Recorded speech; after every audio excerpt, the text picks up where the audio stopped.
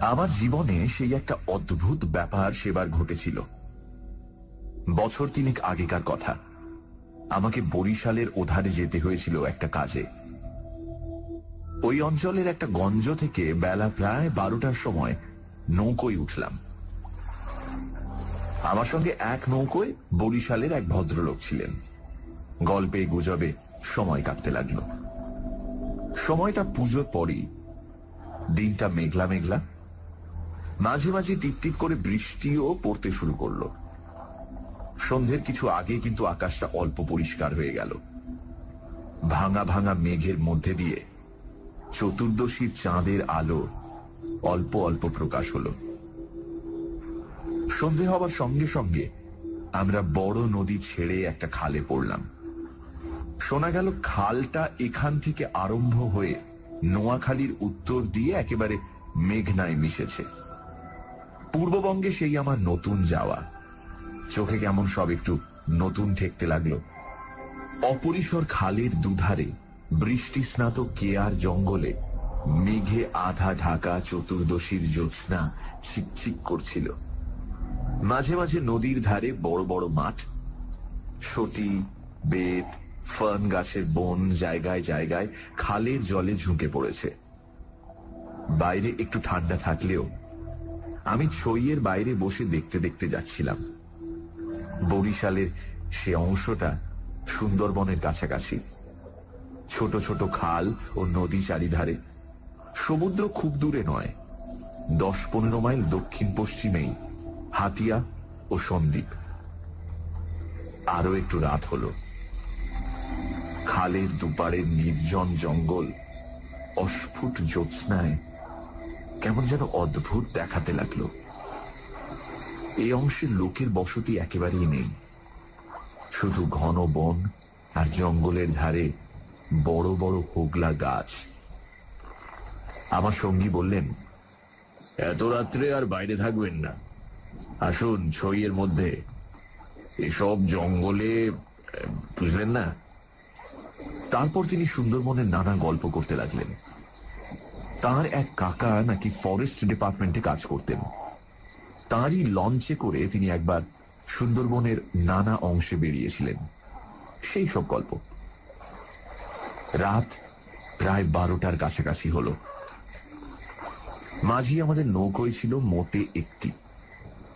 সে বলে উঠল, বাবু, একটু এই যে বড় নদী পড়বে, এত রাতে একা সেই নদীতে পাড়ি জমাতে পারবো না, এইখানেই নৌকো রাখি। নৌকো সেখানেই বাঁধা হলো। এদিকে বড় বড় গাছের আড়ালে চাঁদ অস্ত গেল। দেখলাম অপ্রশস্ত খালের দুধারেই অন্ধকারে ঢাকা ঘন জঙ্গল। চারিদিকে কোনো শব্দ নেই। পতঙ্গগুলো পর্যন্ত চুপ করেছে। সঙ্গীকে বললাম, মশাই, এই তো সরু খাল, আরে পাড় থেকে বাঘ লাফিয়ে পড়বে না তো নৌকোর উপর? সঙ্গী বললেন, না পড়লেই আশ্চর্য হব। শুনে অত্যন্ত আনন্দে ছইয়ের মধ্যে ঘেঁষে বসলাম। খানিকটা বসে থাকবার পর সঙ্গী বলল, আসুন একটু শোয়া যাক, ঘুম তো হবে না, আর ঘুমানো ঠিকও না, আসুন একটু চোখটা অন্তত বুঝে থাকি। খানিকটা চুপ করে থাকবার পর সঙ্গীকে ডাকতে গিয়ে দেখি তিনি ঘুমিয়ে পড়েছেন। মাঝিও জেগে আছে বলে মনে হলো না। ভাবলাম, তবে আমি বা কেন মিথ্যে মিথ্যে চোখ চেয়ে চেয়ে থাকি।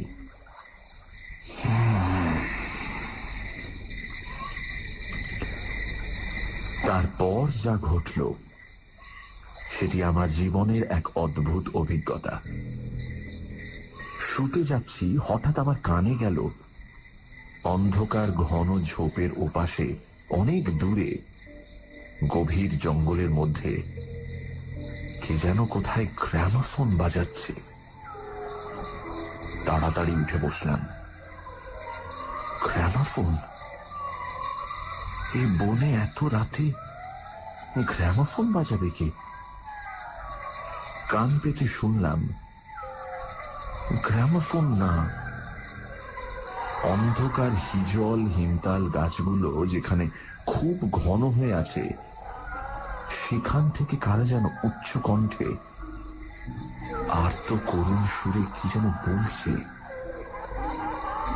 খানিকটা শুনে মনে হলো সেটা একাধিক লোকের সমবেত কণ্ঠস্বর। প্রতিবেশীর তেতলার ছাদে গ্রামোফোন বাজলে যেমন খানিকটা স্পষ্ট খানিকটা অস্পষ্ট অথচ বেশ একটা একটানা সুরের ঢেউ এসে কানে পৌঁছয়, এও অনেকটা সেইভাবে। মনে হলো যেন কতকগুলো অস্পষ্ট বাংলা ভাষার শব্দ কানে গেল, কিন্তু ধরতে পারা গেল না কথাগুলো কি।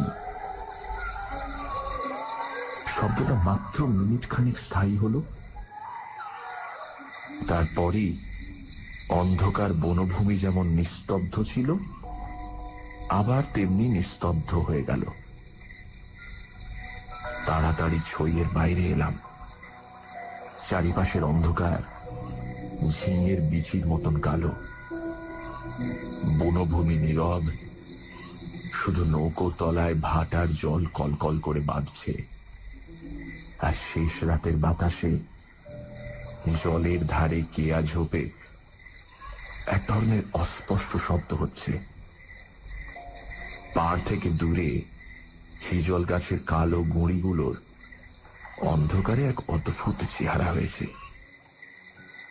ভাবলাম সঙ্গীদের ডেকে তুলি, আবার ভাবলাম বেচারিটা ঘুমোচ্ছে, ডেকে কি হবে, তার চেয়ে বরং নিজে জেগে বসে থাকি। দাঁড়িয়ে দাঁড়িয়ে একটা সিগারেট ধরালাম, তারপর আবার ছইয়ের মধ্যে ঢুকতে যাব এমন সময় সেই অন্ধকারে ঢাকা বিশাল বনভূমির কোন অংশ থেকে সুস্পষ্ট উচ্চ আর্ত করুণ কণ্ঠের মতো তীক্ষ্ণ স্বর তীরের মতন জমাট অন্ধকারের বুক চিরে আকাশে উঠল। তোমরা কারা যাচ্ছ? আমরা শ্বাস বন্ধ হয়ে মরলাম, আমাদের উঠাও, আমাদের বাঁচাও। নৌকোর মাঝিটা ধর্মর করে জেগে উঠল। আমি সঙ্গীকে ডাকলাম, মশাই, ও মশাই, উঠুন উঠুন, আরে উঠুন। মাঝি আমার কাছে ঘেঁষে এলো, ভয়ে তার গলার স্বর কাঁপছিল। বললে, আল্লাহ আল্লাহ, শুনতে পেয়েছেন বাবু? শুনতে পেয়েছেন আপনি? সঙ্গী উঠে জিজ্ঞাসা করলো, কি মশাই, ডাকলেন কেন? কোন জানোয়ার টানোয়ার নাকি? আমি ব্যাপারটা বললাম। তিনিও তাড়াতাড়ি ছইয়ের বাইরে এলেন। তিনজনে মিলে কান খাড়া করে রইলুম। চারিদিক আবার চুপ। ভাটার জল নৌকোর তলায় বেঁধে আগের চেয়েও জোরে শব্দ হচ্ছিল। সঙ্গী মাঝিকে জিজ্ঞেস করলেন, এটা কি তবে? মাঝি বললে, হ্যাঁ বাবু, মাই কীর্তিপাশার গড়। সঙ্গী বললে, তবে তুই এত রাতে এখানে নৌকো রাখলি কেন? বেকুব কোথাকার! মাঝি বললে, 380 বলেই রেখেছিল বাবু। ওই ভাটার টানে নৌকো পিছিয়ে দেওয়া তো জো ছিল না। কথাবার্তার ধরন শুনে সঙ্গীকে বললাম, কি মশাই, কি ব্যাপার? আপনি কিছু জানেন নাকি? ভয় যত না হোক, বিস্ময়ে আমরা কেমন হয়ে গিয়েছিলাম। সঙ্গী বললেন, ওরে, তোর সে কেরোসিনের ডিবেটা জাল। আরে আলো জেলে বসে থাকা যাক, রাত তো এখনো ঢের। মাঝিকে বললাম, তুই শব্দটা শুনতে পেয়েছিলি? সে বলল, হ্যাঁ বাবু, এই আওয়াজ কানে গিয়েই তো আমার ঘুম ভেঙে গেল। আমি আরো দুবার নৌকো বেরিয়ে যেতে যেতে ও ডাক শুনেছি।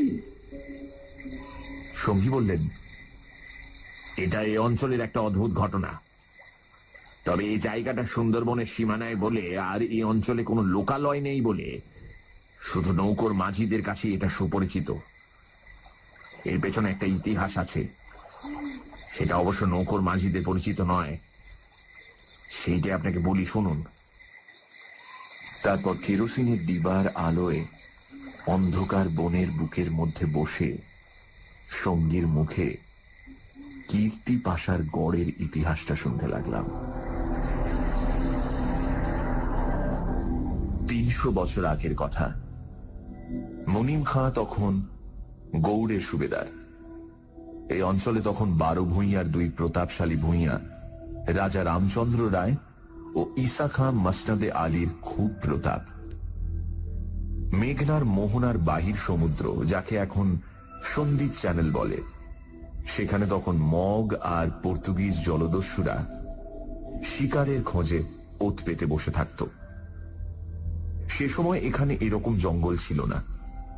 এই সমস্ত জায়গা কীর্তি রায়ের অধিকারে ছিল। এইখানে তার সুদৃঢ় দুর্গ ছিল। মগ জলদস্যুদের সঙ্গে তিনি অনেকবার লড়েছিলেন। তার অধীনে সৈন্য সামন্ত, কামান, যুদ্ধের কোষা সবই ছিল। সন্দ্বীপ তখন ছিল পর্তুগিজ জলদস্যুদের প্রধান আড্ডা। এদের আক্রমণ থেকে আত্মরক্ষা করবার জন্য এই অঞ্চলের সকল জমিদারকেই সৈন্যদল দৃঢ় করে গড়তে হতো। এই বনের পশ্চিম ধার দিয়ে তখন আরেকটা খাল বড় নদীতে পড়ত। বনের মধ্যে তার চিহ্ন এখনো আছে। কীর্তি রায় অত্যন্ত অত্যাচারী এবং দুর্ধর্ষ জমিদার ছিলেন।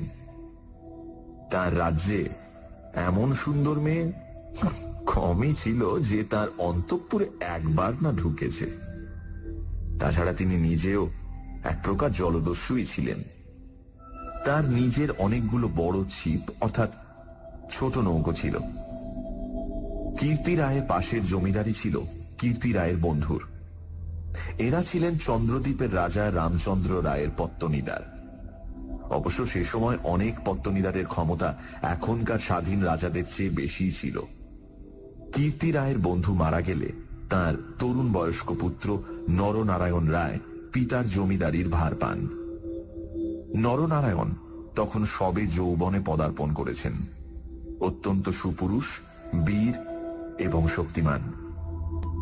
নরনারায়ণ কীর্তি রায়ের পুত্র চঞ্চল রায়ের সমবয়সী ও বন্ধু।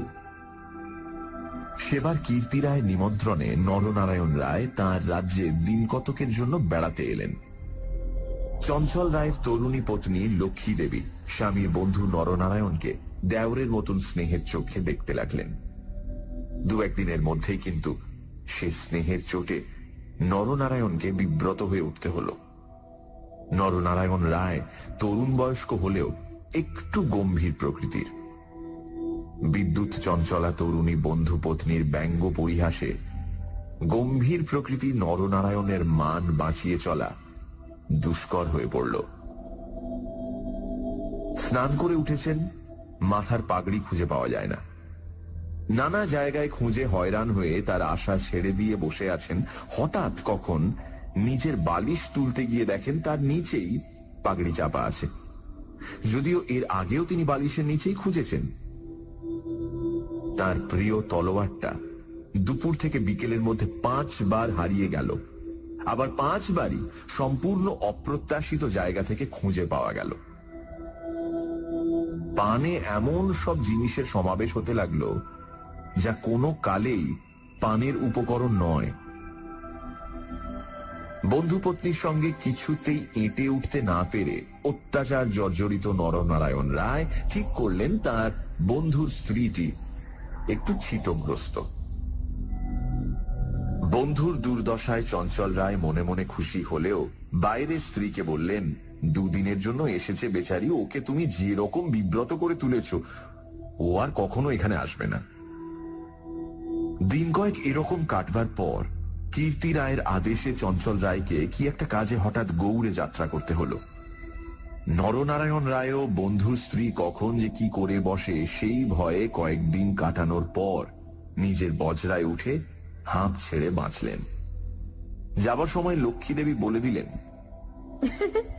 এবার আবার যখন আসবে ভাই, এমন একটা বিশ্বাসী লোক সঙ্গে এনো যে রাত দিন তোমার জিনিসপত্র ঘরে বসে পাহারা দেবে, বুঝলে? নরনারায়ণ রায়ের বজরা রায়মঙ্গলের মোহনা ছাড়িয়ে যাবার একটু পরেই জলদস্যুদের দ্বারা আক্রান্ত হল। তখন দুপুরবেলা সমুদ্রের সেই অংশে এমন কোনো নৌকো ছিল না যারা সাহায্য করতে আসতে পারে। সেটা রায়মঙ্গল আর কালাবদর নদীর মুখ। সামনেই সমুদ্র, সন্দ্বীপ চ্যানেল জলদস্যুদের প্রধান ঘাঁটি। নরনারায়ণের বজ্রার রক্ষীরা কেউ হত হল, কেউ সাংঘাতিক জখম। নিজে নরনারায়ণ দস্যুদের আক্রমণ প্রতিহত করতে গিয়ে হাঁটুতে কিসের খোঁচা খেয়ে অজ্ঞান হয়ে পড়লেন। জ্ঞান হবার পর দেখতে পেলেন তিনি এক অন্ধকার জায়গায় শুয়ে আছেন। তার সামনে কি যেন একটা বড় নক্ষত্রের মতন জ্বলছে। খানিকক্ষণ জোরে চোখের পলক ফেলবার পর তিনি বুঝলেন যাকে তারা বলে মনে হয়েছিল তা আসলে একটি ছোট জানালা থেকে ঢুকে আসা বাইরের আলো। নরনারায়ণ দেখলেন তিনি একটি অন্ধকার ঘরের ভেজা মেঝের উপর শুয়ে আছেন। ঘরের দেয়ালের জায়গায় জায়গায় সবুজ শ্যাওলার দল গজিয়েছে। সানডে সাসপেন্স, শুধুমাত্র radio Mirchi 98.3 FM A. It's hot.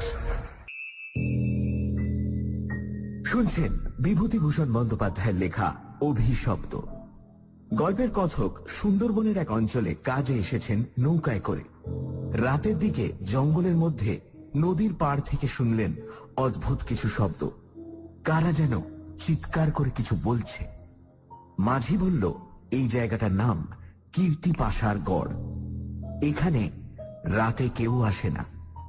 জায়গাটা নিয়ে একটা গল্প আছে। 300 বছর আগে এখানে কীর্তি রায় নামে এক অত্যাচারী দুর্ধর্ষ জমিদার ছিলেন। তিনি তার প্রতিবেশী জমিদারের পুত্র নরনারায়ণ রায়কে আমন্ত্রণ জানান। নরনারায়ণ রায় কিছুদিনের জন্য কীর্তি রায়ের পুত্র চঞ্চল রায়ের সঙ্গে সময় কাটাতে আসেন। চঞ্চল রায়ের স্ত্রী লক্ষ্মী দেবী নরনারায়ণকে দেওরের মতন স্নেহ করতেন, কিন্তু নানান রকম ঠাট্টা পরিহাসে তাকে অতিষ্ঠ করে তোলেন। নিমন্ত্রণ রক্ষা করে ফেরবার পথে নরনারায়ণ জলদস্যু দ্বারা আক্রান্ত হয়। যখন তার জ্ঞান হয় তখন তিনি দেখেন যে তিনি একটি অন্ধকার ঘরে বন্দী। তারপর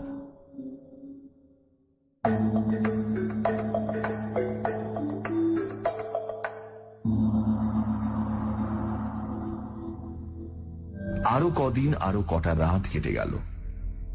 কেউ তার জন্য কোনো খাবার আনলো না। তিনি বুঝলেন যারা তাকে এখানে এনেছে তাকে না খেতে দিয়ে মেরে ফেলাই তাদের উদ্দেশ্য। মৃত্যু, সামনে নির্মম মৃত্যু। সেদিনটাও কেটে গেল। আঘাতজনিত ব্যথায় এবং ক্ষুধা তৃষ্ণায় অবসন্ন নরনারায়ণের চোখের সামনে থেকে জানালার শেষ আলোটাও মিলিয়ে গেল। তিনি অন্ধকার ঘরের পাথরের মেঝেতে শুয়ে অধীরভাবে মৃত্যুর অপেক্ষা করতে লাগলেন। অনেকক্ষণ পরে, কতক্ষণ পরে তা তিনি বুঝতে পারলেন না, হঠাৎ আলো চোখে লেগে তার তন্দ্রা ঘোর কেটে গেল। বিস্মিত নরনারায়ণ চোখ মেলে দেখলেন তার সামনে প্রদীপ হাতে দাঁড়িয়ে তার বন্ধুর স্ত্রী লক্ষ্মী দেবী। কথা বলতে গিয়ে লক্ষ্মী দেবীর ইঙ্গিতে নরনারায়ণ থেমে গেলেন। লক্ষ্মী দেবী হাতের প্রদীপটি আঁচল দিয়ে ঢেকে নরনারায়ণকে তার অনুসরণ করতে ইঙ্গিত করলেন। একবার নরনারায়ণের সন্দেহ হল এসব স্বপ্ন হয়তো, কিন্তু ওই যে দীপশিখার উজ্জ্বল আলোয় ভিজে দেয়ালে সবুজ শ্যাওলার দল স্পষ্ট দেখা যাচ্ছে। নরনারায়ণ শক্তিমান যুবক, ক্ষুধায় দুর্বল হয়ে পড়লেও নিশ্চিত মৃত্যুর গ্রাস থেকে বাঁচবার উৎসাহে তিনি দ্রুত পায়ে বন্ধুপত্নীর পেছন পেছন চললেন। একটা বাঁকা পাথরের সিঁড়ি দিয়ে উপরে উঠে একটি দীর্ঘ সুড়ঙ্গ পার হবার পর তিনি দেখলেন যে তারা কীর্তি রায়ের প্রাসাদের সামনের খাল ধারে এসে পৌঁছেছেন। লক্ষ্মী দেবী একটা ছোট বেতে বোনা থলি বার করে তার হাতে দিয়ে বললেন, এতে খাবার আছে, এখানে খেও না। তুমি সাঁতার জানো, খাল পার হয়ে ওপারে গিয়ে কিছু খেয়ে নাও, তারপর যত শিগগির পারো পালিয়ে যাও। ব্যাপারটা কি নরনারায়ণ রায় একটু একটু করে বুঝলেন। তার বিস্তৃত জমিদারি কীর্তি রায়ের জমিদারির পাশেই, এবং তার অবর্তমানে কীর্তি রায় ভবিষ্যৎ জমিদার। অত বড় বিস্তৃত ভূসম্পত্তি সৈন্য সামন্ত কীর্তি রায়ের হাতে এলে তিনি কি আর কিছু গ্রাহ্য করবেন? প্রদীপের আলোয় নরনারায়ণ দেখলেন তার বন্ধুপত্নীর মুখে সে চটুল হাসি রেখার চিহ্ন নেই। তার মুখখানি সহানুভূতিতে ভরা মাতৃমুখের মতন স্নেহ কোমল হয়ে এসেছে। তাদের চারপাশে গাঢ় অন্ধকার, মাথার উপর আকাশের বুক চিরে দিগন্ত বিস্তৃত উজ্জ্বল ছায়াপথ, কাছেই খালের জল জোর ভাটার টানে তীরের হোগলা গাছ দুলিয়ে কলকল শব্দে বড় নদীর দিকে ছুটেছে। নরনারায়ণ আবেগপূর্ণ সুরে জিজ্ঞাসা করলেন, বউ ঠাকুর, চঞ্চল কি এর মধ্যে আছে? লক্ষ্মীদেবী বললেন, না ভাই, তিনি কিছু জানেন না। এই সব শ্বশুর ঠাকুরের কীর্তি। এই জন্যই তাকে অন্য জায়গায় পাঠিয়েছেন। এখন আমার মনে হচ্ছে গৌটো সব মিথ্যে। নরনারায়ণ দেখলেন লজ্জায় দুঃখে তার বন্ধুপত্নীর মুখ বিবর্ণ হয়ে উঠেছে। লক্ষ্মীদেবী আবার বললেন, আমি আজ জানতে পারি খিড়কিগড়ের পাইক সর্দার আমায় মা বলে। তাকে দিয়ে দুপুররাতে পাহারা সব সরিয়ে রেখে দিয়েছিলাম, তাই। নরনারায়ণ বললেন, বউ ঠাকুরুন, আমার এক বোন ছেলেবেলায় মারা গিয়েছিল। তুমি আমার সেই বোন, আজ আবার ফিরে এলে। লক্ষ্মীদেবীর পদ্মের মতো মুখখানি চোখের জলে ভেসে গেল। একটু ইতস্তত করে বললেন, ভাই, বলতে সাহস পাই না, তবু একটা কথা বলছি, বোন বলে যদি রাখো। নরনারায়ণ জিজ্ঞাসা করলেন, কি কথা বউ ঠাকুর? লক্ষ্মীদেবী বললেন, তুমি আমার কাছে বলে যাও ভাই যে শ্বশুর ঠাকুরের কোনো অনিষ্ট চিন্তা তুমি করবে না। নরনারায়ণ রায় একটুখানি কি যেন ভাবলেন, তারপর বললেন, তুমি আমার প্রাণ দিলে বউ ঠাকুরন, তোমার কাছে বলে যাচ্ছি, তুমি বেঁচে থাকতে আমি তোমার শ্বশুরের কোনো অনিষ্ট চিন্তা করব না। বিদায় নিতে গিয়ে নরনারায়ণ একবার জিজ্ঞাসা করলেন, বউ ঠাকুরন, তুমি ফিরে যেতে পারবে তো? লক্ষ্মীদেবী বললেন, আমি ঠিক যাব, তুমি কিন্তু যত দূর পারো সাঁতরে গিয়ে তারপর ডাঙে উঠে চলে যেও। নরনারায়ণ রায় সেই ঘন কৃষ্ণ অন্ধকারের মধ্যে নিঃশব্দে খালের জলে পড়ে মিলিয়ে গেলেন। লক্ষ্মীদেবীর প্রদীপটা অনেকক্ষণ বাতাসে নিভে গিয়েছিল। তিনি অন্ধকারের মধ্যে দিয়ে শ্বশুরের গড়ের দিকে ফিরলেন। একটু দূরে গিয়েই তিনি দেখতে পেলেন পাশের ছোট খালটায় দুখানা ছিপ মশালের আলোয় সজ্জিত হচ্ছে। ভয়ে তার বুকের রক্ত জমে গেল। সর্বনাশ! এরা কি তবে জানতে পেরেছে? দ্রুত পায়ে অগ্রসর হয়ে গুপ্ত সুড়ঙ্গের মুখে এসে তিনি দেখলেন সুড়ঙ্গের পথ খোলাই আছে। তিনি তাড়াতাড়ি সুড়ঙ্গের মধ্যে ঢুকে পড়লেন। কীর্তি রায় বুঝতেন নিজের হাতের আঙুলও যদি বিষাক্ত হয়ে ওঠে তো তাকে কেটে ফেলাই সমস্ত শরীরের পক্ষে মঙ্গল। পরদিন আবার দিনের আলো ফুটে উঠল, কিন্তু লক্ষ্মী দেবীকে আর কোনো দিন কেউ দেখেনি। রাতের হিংস্র অন্ধকার তাকে গ্রাস করে ফেলেছিল।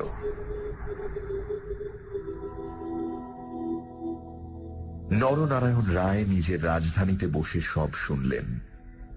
গুপ্ত সুড়ঙ্গের দুধারের মুখ বন্ধ করে কীর্তি রায় তাঁর পুত্রবধূর শ্বাসরোধ করে তাকে হত্যা করেছেন। শুনে তিনি চুপ করে রইলেন। এর কিছুদিন পরে তার কানে গেল বাসুন্তার লক্ষণ রায়ের মেয়ের সঙ্গে খুব তাড়াতাড়ি চঞ্চলের বিয়ে। সেদিন রাতে চাঁদ ওঠার পর নিজের প্রাসাদের ছাদে বেড়াতে বেড়াতে চারিদিকের শুভ্র সুন্দর আলোর সাগরের দিকে দৃষ্টিপাত করে দৃঢ় চিত্ত নরনারায়ণ রায়েরও চোখের পাতা যেন ভিজে উঠল। তার মনে হলো তার অভাগিনী বউ ঠাকুরানীর চোখের দুষ্টু হাসিটি তারায় তারায় নবমল্লিকার মতো ফুটে উঠেছে। নরনারায়ণ রায়ের পূর্বপুরুষেরা ছিলেন দুর্ধর্ষ দস্যু। হঠাৎ পূর্বপুরুষের সেই বর্বর রক্ত নরনারায়ণের ধমনীতে নেচে উঠল। তিনি মনে মনে বললেন, আমার অপমান আমি একরকম ভুলেছিলাম বউ ঠাকুরুন, কিন্তু তোমার অপমান আমি সহ্য করব না কখনোই।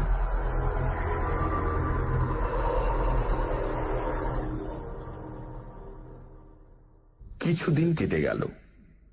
তারপর একদিন এক শীতের ভোর রাতের কুয়াশা কেটে যাওয়ার সঙ্গে সঙ্গে দেখা গেল কীর্তি রায়ের গড়ের খালের মুখ ছিপে সুলুপে জাহাজে ভরে গিয়েছে। তোপের আওয়াজে কীর্তি রায়ের প্রাসাদ দুর্গের ভিত ঘন ঘন কেঁপে উঠতে লাগল। কীর্তি রায় শুনলেন আক্রমণকারী নরনারায়ণ রায় সঙ্গে দুরন্ত পর্তুগিজ জলদস্যু সেবাস্টিও গঞ্জালেস, উভয়ের সম্মিলিত বহরের 40খানা কোষা খালের মুখে চড়াও হয়েছে। পুরো বহরের বাকি অংশ বাইরের নদীতে দাঁড়িয়ে। এই আক্রমণের জন্য কীর্তি রায় আগে থেকে প্রস্তুত ছিলেন। কেবল প্রস্তুত ছিলেন না, নরনারায়ণের সঙ্গে গঞ্জালেসের যোগদানের জন্য। এই কীর্তি রায়ের কাছে সম্পূর্ণ অপ্রত্যাশিত ঘটনা। তাহলেও কীর্তি রায়ের গড় থেকেও তোপ চলল। গঞ্জালেস সুদক্ষ নৌবীর। তার পরিচালনে 10খানা সুলুপ চড়া ঘুরে গড়ের পাশের ছোট খালে ঢুকতে গিয়ে কীর্তি রায়ের নৌবাহিনীর এক অংশ দ্বারা বাধা প্রাপ্ত হল।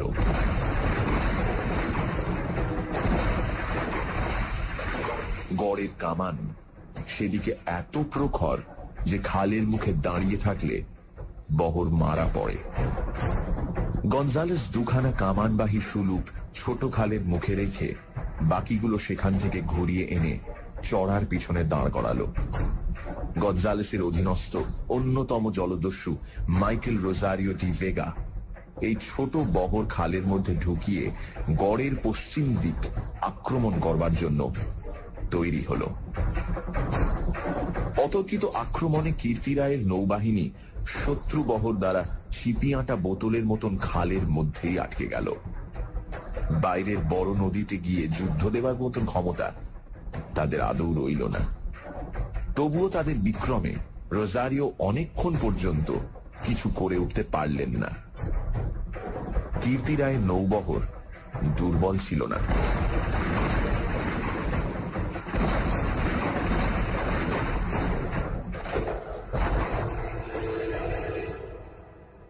বিকেলের দিকে রোজারিওর কামানের মুখে গড়ের পশ্চিম দিকটা একেবারে হুমড়ি খেয়ে পড়ে গেল। নরনারায়ণ রায় দেখলেন প্রায় 30খানা কোষা জখম অবস্থায় খালের মুখে পড়ে। কীর্তি রায়ের গড়ের কামানগুলো সব চুপ। নদীর দুপাড় ঘিরে সন্ধে নেমে আসছে। উপরে নিস্তব্ধ নীল আকাশে কেবলমাত্র এক ঝাঁক শকুনি কীর্তি রায়ের গড়ের উপর চক্রাকারে ঘুরছে। হঠাৎ নরনারায়ণ রায়ের চোখের সামনে বন্ধু পত্নীর কাতর মিনতিপূর্ণ সেই চোখ দুটি মনে পড়ল। তীব্র অনুশোচনায় তার মন তখনই ভরে উঠল। তিনি করেছেন কি? এই রকম করে কি তিনি তার স্নেহময়ী প্রাণদাত্রীর শেষ অনুরোধ রাখতে এসেছেন? নরনারায়ণ রায় হুকুম জারি করলেন, কীর্তি রায়ের পরিবারের এক প্রাণীরও যেন প্রাণহানি না হয়। একটু পরেই সংবাদ এলো গড়ের মধ্যে কেউ নেই। নরনারায়ণ রায় বিস্মিত হলেন। তিনি তক্ষুনি নিজে গড়ের মধ্যে ঢুকলেন। তিনি এবং গঞ্জালেস গড়ের সমস্ত অংশ তন্ন তন্ন করে খুঁজলেন। দেখলেন সত্যি কেউ নেই। পর্তুগিজ বহরের লোকেরা গড়ের মধ্যে লুটপাট করতে গিয়ে দেখলেন মূল্যবান জিনিসপত্র বড় কিছু নেই। পরদিন দ্বীপ্রহর পর্যন্ত লুটপাট চলল। কীর্তি রায়ের পরিবারের একটি প্রাণীরও সন্ধান পাওয়া গেল না। দুপুরে কেবলমাত্র দুখানা সুলুক খালের মুখে পাহারা রেখে নরনারায়ণ রায় ফিরে চলে গেলেন। এই ঘটনার দিন কয়েক পরে পর্তুগিজ জলদস্যুর দল লুটপাট করে চলে গেলে কীর্তি রায়ের এক কর্মচারী গড়ের মধ্যে প্রবেশ করে। আক্রমণের দিন সকালেই এই লোকটি গড় থেকে আরো অনেকের সঙ্গে পালিয়েছিল। ঘুরতে ঘুরতে একটা বড় থামের আড়ালে সে দেখতে পেল একজন আহত মুমূর্ষু লোক তাকে ডেকে কি যেন একটা বলবার চেষ্টা করছে। কাছে গিয়ে সে লোকটাকে চিনতে পারল। লোকটি কীর্তি রায়ের পরিবারের এক বিশ্বস্ত পুরনো কর্মচারী। তার মৃত্যুকালীন অস্পষ্ট কথায় আগন্তুক কর্মচারীটি মোটামুটি যা বুঝল তাতেই তার কপাল ঘেমে উঠল। সে বুঝল কীর্তি রায় তার পরিবারবর্গ এবং ধনরত্ন নিয়ে মাটির নিচের এক গুপ্ত স্থানে আশ্রয় নিয়েছেন এবং এই লোকটি, একমাত্র এই লোকটি তার সন্ধান জানে। তখনকার আমলে কেউ এই গুপ্ত পথগুলি না খুলে দিলে সেখান থেকে বেরুবার উপায় কিন্তু ছিল না। কোথায় সে মাটির নিচে ঘর তা স্পষ্ট করে বলবার আগেই আহত লোকটি মারা গেল। বহু অনুসন্ধানেও গড়ের কোন অংশে সে গুপ্ত গৃহ ছিল সেটার কেউই সন্ধান দিতে পারল না। ওই ছোট খালটা প্রকৃতপক্ষে সন্দীপ চ্যানেলেরই একটা খাড়ি। খাড়ির ধার থেকে একটুখানি গেলে গভীর অরণ্যের ভেতর কীর্তি রায়ের গড়ের বিশাল ধ্বংসস্তূপ এখনো বর্তমান আছে, দেখা যাবে। বহুদিন থেকেই এখানে একটা অদ্ভুত ব্যাপার ঘটে থাকে। দুপুর রাতে গভীর বনভূমি যখন নীরব হয়ে যায়, হিমতাল হিজল গাছের কালো গুঁড়িগুলো অন্ধকারে যখন বনের মধ্যে প্রেতের মতো দাঁড়িয়ে থাকে, সন্দীপ চ্যানেলের জোয়ারের ঢেউয়ে লোনা জল খাড়ির মুখে জোনাকির মতন জ্বলতে থাকে, তখন খাল দিয়ে নৌকো বেয়ে যেতে যেতে মোম মধু সংগ্রাহকেরা কতবার সে শুনেছে অন্ধকার বনের এক গভীর অংশ থেকে কারা যেন আত্মস্বরে চিৎকার করছে,